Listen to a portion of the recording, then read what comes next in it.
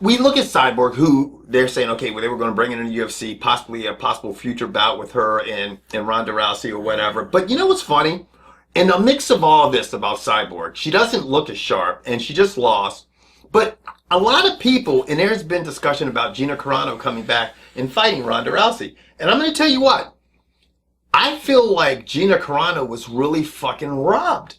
Because when she fought, she had beat everybody and gone through everybody. And you know what? She fought Cyborg, probably the best competition for Cyborg when Cyborg was juiced up. But the key word was Cyborg was juiced up. And she lost, her only loss in her record in MMA was to a juiced up Chris Cyborg. And she's a big girl. She has great stand up. She knows how to shake you off. I'd like to see a fight between her and Ronda Rousey. You know what I'm saying? Now, question. Here to play devil's advocate, because this is what I enjoy doing. And this is gonna. There's a correlation, but you just got to bear with me. Correlation. You got to bear with me. Okay. So I'm a pitcher. I'm throwing the ball to Barry Bonds. Barry Bonds hits 10 home runs off of me in my pitching career. Mark McGwire hits 10 home runs. Sammy Sosa hits 10 home runs. So out of the home runs I've given up, 30 are against these people. Should they still be on my record, or should all those home runs have asterisks? As a pitcher, if I'm giving one, because that hurts my ERA.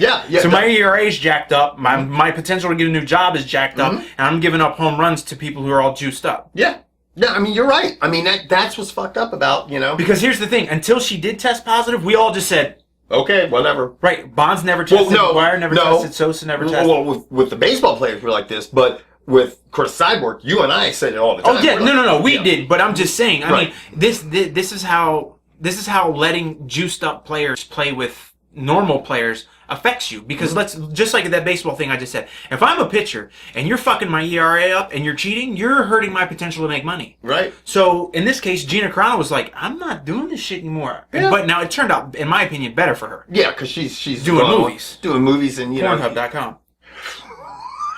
Oh, that's Tina Carano. My bad. It's tubebait.com. You got it all fucked up, man. No, they're all part of a family. Don't get hit. Right. Don't. Right, umbrella. Yeah, right now. Don't. This is my. I know. Wheelhouse. I got this. Sorry, my bad. Alpha porno. X-hamster. Yeah. A couple other them under there. Porn rabbit. Porn rabbit. That's interesting. Yeah. All animals with porn in front of them, actually. Yeah. Anyway, but it does raise. It could be a super fight. Oh, if Gina Carano comes back to the UFC, I mean. I seriously, in my opinion, the way, I mean, you can't, Cyborg didn't, I don't know if they tested her. I mean, I don't know what happened back then, because it was Strikeforce. It wasn't UFC. And remember, it's up to the state they were fighting. The state they were fighting. Did Strikeforce ever fight in Vegas? Did Strikeforce ever held an event that Cyborg was on in Vegas? I don't know. They were all over the place. Right. Yeah. They were in weird places. And I'm going to tell you what. Like the Denny's in Delaware. This Muay Thai fight that was in this fucking ring last night was in Vegas.